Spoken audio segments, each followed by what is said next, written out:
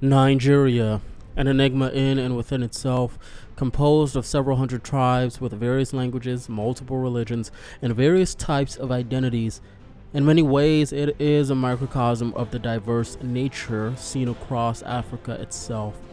One of the differences, however, is seen in the people, not just in who they are, but how they define themselves. One thing is certainly true: Nigerians aren't perfect, but within them lies a spark of something great.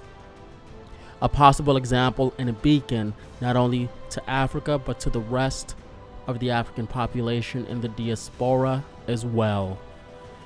Why do I say that, you ask? Well, just look at how some of the top officials in Nigeria refer to Nigeria and to themselves.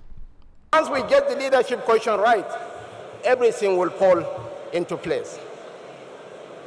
In this age, when others are talking of artificial intelligence, when others are talking of nanotechnology or biotechnology, we need a leader who has the skill set, who has the understanding of the global economy to shepherd us in this age. Now, I find these clips interesting because I've never heard previous Nigerian governments or even African governments referred to themselves in this way. Historically, each respective country's issues have been the core focus of their governments.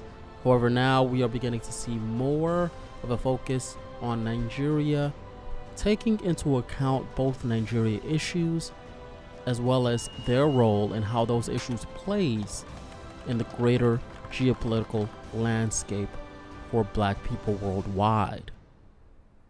This, my friends, I believe, is a new day.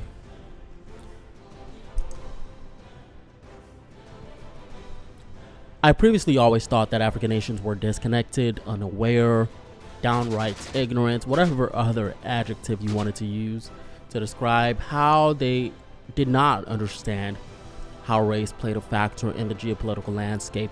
Well, I think things may finally be changing. Recently, we've seen the incoming president talk about the green energy transition and divestment from coal and oil as sources of energy. However, he rightfully asked the question, to what benefit is this transition to Nigeria and Nigerians? A country wealthy in oil reserves, and just this month, building the capacity to not only refine its own oil for its own use, but to be able to export it to other countries as well, saving the country billions in costs in purchasing refined oil and bolstering its own currency value while also adding to the GDP of the country. Now I ask you this question as well. To what benefit is the green energy transition to Nigeria and Nigerians? Well, Nigeria doesn't live on a totally different planet. Obviously, they are within the ozone layer, just like every other country on Earth. However, unlike previous governments, one thing that I am beginning to understand and realize from the current incoming president and also the current incumbent president is that questions need to be asked. And we need to realize that just because people think that things are a certain way does not mean that Nigeria cannot benefit in certain ways from this transition as well. I'll put it to you like this.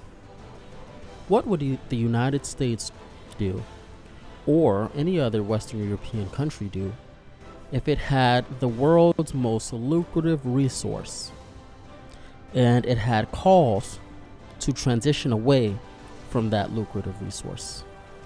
What steps will they take? Will they just take that lucrative resource and throw it out immediately? Or will they figure out a way to benefit from that transition as well? Do you think that they will immediately go from being the most advantageous placed country with this lucrative resource and just give that up overnight? Well, I'm not saying Nigeria should act in one way or the other. What I am saying is that the days of African governments accepting terms as is seemingly over. Now let's go ahead and talk about that refinery. The modern African industrialist, Aliko Dangote, the richest, wealthiest African in the world, is leading Nigeria's industrialization efforts. First, he started with cement, and now he's getting into oil refinery. The refinery plant located in Lagos, Nigeria is expected to have 650,000 barrels a day in capacity, which is also expected to directly and indirectly lead to 250,000 jobs. As the country looks to put a dent in that 33% unemployment rate, he is doing his part. In addition to that, there are various other industrial projects taking place across the country. Rice milling has reached such high levels that Nigeria is the world's largest rice producer. You also have fintech platforms arising as the beacons of the 21st century. Platforms like Paystack and Flutterwave dominate online banking across the continent, and has paved a way for a burgeoning tech ecosystem within Nigeria, the most active tech ecosystem in all of Africa.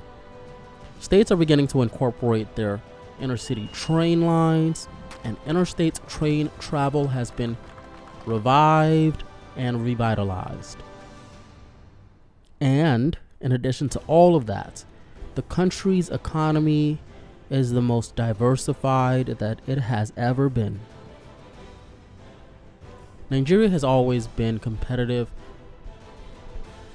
on the global stage individually. Nigerians individually. However, one thing the country has always lacked, is utilizing everyone's individual talents for the prosperity of the country overall.